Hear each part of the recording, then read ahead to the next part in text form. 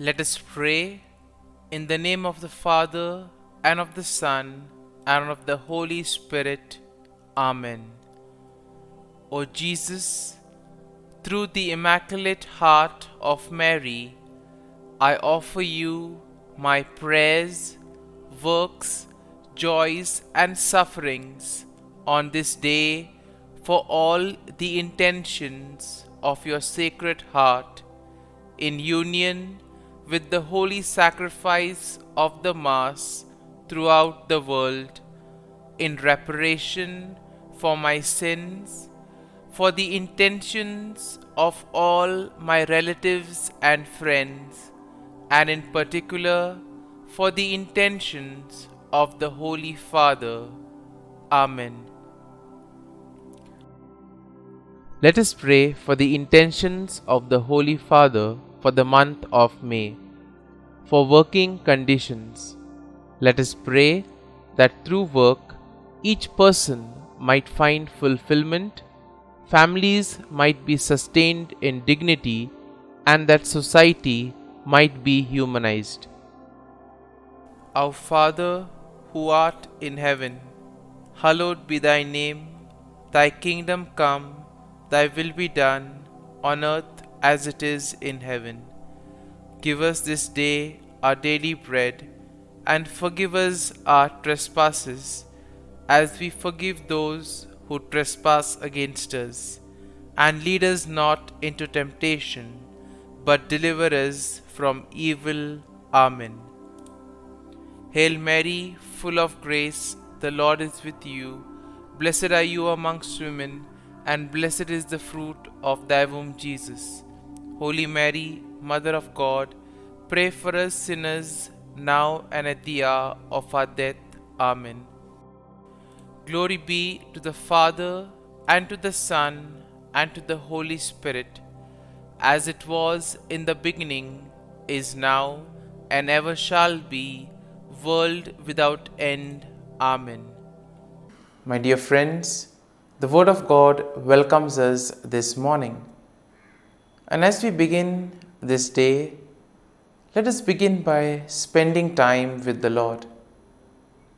As we have decided to welcome this day in the presence of the Lord, let us begin by thanking Him for all that He has done for us, all the blessings that He has bestowed on us, and most importantly, for all the graces, for all the favors that He has given us right from our birth till now. On many occasions, we see that because we are caught up with so many other activities, because of our busy schedule, we don't pay attention to these small details that are there in our lives. Very often, these graces, these blessings, which are so important in our lives, are kept aside. And therefore today, as we begin today's morning prayer, we ask the Lord to give us the grace so that we may be able to appreciate the good things that He has done for us. And therefore, it is appropriate that we begin today's prayer by thanking the Lord for all that He has done for us. First and foremost, we thank the Lord for the gift of life, for giving us talents, abilities, and various opportunities in our lives. We also thank the Lord for the gift of our family members, friends, relatives, near and dear ones, and all those who play a very important role in our lives. Now we see that there are so many people who have been instrumental in our lives in so many ways. These people have dedicated their time and effort, and thus they have shaped and helped us become who we are. And therefore we thank the Lord for their presence in our lives, and we also ask the Lord to bless them so that they may be able to have the fullness of life. We also thank the Lord for the gift of this day, yet another day that we have been given to make good use of our talents, of our abilities, and more importantly, to make a difference not only in our lives but also in the lives of those around us. We also thank the Lord for the various opportunities that He has given us. Opportunities to put our talents, to put our abilities to use. And at the same time, opportunities to help others make a difference in their lives. Lord, we also want to thank You for all the experiences that You have given us. Some of these experiences may be really good. We may want to cherish these experiences, but there may be other experiences which may be bitter, which may be harsh. Nonetheless, these bitter experiences may have taught us a lot in life. These are the experiences that have made us stronger. And therefore, Lord, we thank You for giving us these experiences, for making us better individuals, for making us stronger, and thus for preparing us to face the challenges in life. And therefore, my dear friends, as we participate in this morning prayer, let us ask the Lord for this grace that we may be able to radiate His presence to the world around us, that we may be able to become messengers of peace, joy and love, spreading His message of goodness, spreading His message of peace and love to the world around us. And therefore, let us ask the Lord to accompany us in whatever we do today, so that every action, every word may radiate His love, peace and joy. My dear friends, let us now reflect and meditate on Psalm 60. As usual, we shall have a general overview of the psalm. We shall, in general, just take a look at what the psalm is exactly trying to tell us, what are the themes that are present in the psalm.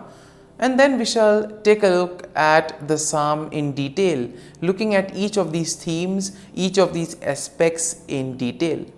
And when we have an overview, or when we look at the psalm at a glance, we see that Psalm 60 is a psalm of lament that is attributed to David, and it is believed to be written during a time of distress and defeat, possibly after a military setback. Now we see that setbacks are very common in life, and sometimes it becomes very difficult for us to deal with these setbacks. We have planned something, things don't go according to plan, and therefore we feel disappointed, we lose our faith, our trust and hope. We get disappointed and we are not interested in anything else later on then. And possibly in those moments, this is a psalm that can help us to collect ourselves, to rejuvenate, to place our faith and trust in the Lord and allow Him to bring us out of that situation. Now, we see that the psalm can be divided in 4 main sections. And in verses 1 to 3, we see that there is an acknowledgement of God's rejection and a plea for restoration. In the second section, we see a reflection of God's past deliverance and a request for His help. And this we will find in verses 4 to 8. In verses 9 to 11, we see there is a cry for God's intervention against the enemy. And finally, in verses 12 to 14, there is a declaration of confidence in God's victory. And therefore, overall, when we take a look at Psalm 60, we see that Psalm 60 will reflect on David's plea for restoration and victory in the face of distress and defeat. And this psalm highlights the importance of seeking God's help and acknowledging His power and deliverance. This psalm can also serve as a reminder of the need to depend on God's intervention, especially in times of trouble, and to trust in the faithfulness of the Lord and thus rejoice in the victory that the Lord provides us. And now let us take a look at the psalm in detail. Now, in the first section of the psalm, we see that David acknowledges the sense of God's rejection and he pleads for restoration. So in a way here we see that David is probably sensing that he has gone away from the Lord, and therefore now he wants to restore back.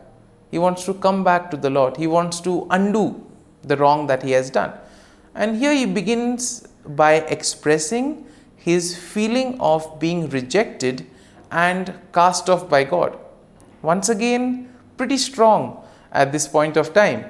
And here we see that he does this by symbolizing it or comparing it to the breaching of the walls of the land. And therefore here we see that David now recognizes the severity of the situation, and therefore he implores God to intervene and restore his favor and protection. So he has gone away from the Lord, and now he wants the Lord to help him come back to him. And therefore we see that in this section it is all about knowing one's weakness. Therefore in our lives too, when we become aware of our weakness, of our shortcomings, that is the first step towards transformation. It is only once you are aware of what you have done wrong, or once you are aware of the areas where you are going away from the Lord, it is only then can you begin the remedy or the corrective measures. Moving on to the second section of the psalm, we see that David reflects on God's past deliverance and he seeks God's help once again. Now he recalls how God has given his people a banner, a symbol of victory, and therefore he asks the Lord to do the same.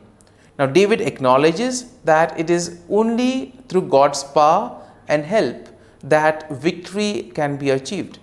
And therefore what does he do? He expresses his dependence on God's assistance in the midst of defeat. So he already knows that he is deep in trouble, but still he has faith that the Lord can do something about it. And my dear friends, this is something that all of us need to have. We too need to have that confidence that the Lord will do something to help us, to guide us and bring us out from those stressful, difficult moments. Now in the third section, we see that David cries out for God's intervention against his enemy. And therefore he pleads for God to extend his help and to defeat the enemy who has brought devastation and affliction upon them. Now David also will acknowledge the significance of God's intervention, and thus he recognizes that his victory is completely dependent on God's action. And therefore this aspect of surrendering, this aspect of placing oneself in the hands of the Lord, allowing the Lord to guide and protect, this is very important and is explicitly seen in this psalm. And therefore in the final section, we see that David declares his confidence in God's victory. He proclaims that God's right hand, symbolizing his strength and power, will lead to triumph and will lead him to victory against his enemies. And therefore we see that David acknowledges that victory will ultimately depend on God. It is God who will do everything for him. And thus he expresses that he himself needs to place his faith and trust in the Lord, and that the Lord will act on behalf of him and also on behalf of all the people. And therefore, my dear friends, as we reflect on this psalm, let us spend time in assimilating it. Let the psalm take root in us, so that when we are faced in these difficult moments, when we feel that we are deep down in trouble, this psalm can act as a great source of consolation. It can help us to regroup. It can help us to get back on our feet by placing our faith and trust in the Lord. And therefore, my dear friends, as we have reflected and meditated on this psalm, let us now close our eyes at this morning hour and let us thank the Lord. Let us praise the Lord. Let us glorify the Lord.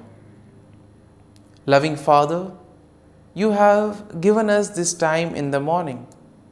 You have been gracious to us. You have given us your Son, our Lord Jesus Christ, who has cleansed us from our sin. He has taken away all our sins and He has given us a new life. Lord, we thank you for giving us the Holy Spirit. And therefore, Lord, we ask you to bless us and protect us at every step of the way. Be our guiding force. Be there to always show us the way. And for all this, Lord, we thank you, we praise you, and we glorify you. You have protected us and you have guarded us through the night. You have given us this time to spend with you. You have woken us up this morning and you have given us good health of mind and body. And for all this, Lord, for your love, for your mercy, for your generosity, we thank you and we praise you, O Lord. You are a merciful God. You have blessed us in so many ways. As you reflect on our blessings, as you reflect on all the good things that have happened to us, as we reflect on our experiences, Lord, we want to thank you. We want to praise you for making us better individuals. And now, my dear friends, let us spend a few moments in silence and let us reflect on the psalm. Let us see what touched us. Could be a word, could be a phrase, or could be a sentence or a thought. Remain with that and allow the psalm to take root in you so that ultimately your words, your actions will radiate the love, peace, and joy of Christ to the world around.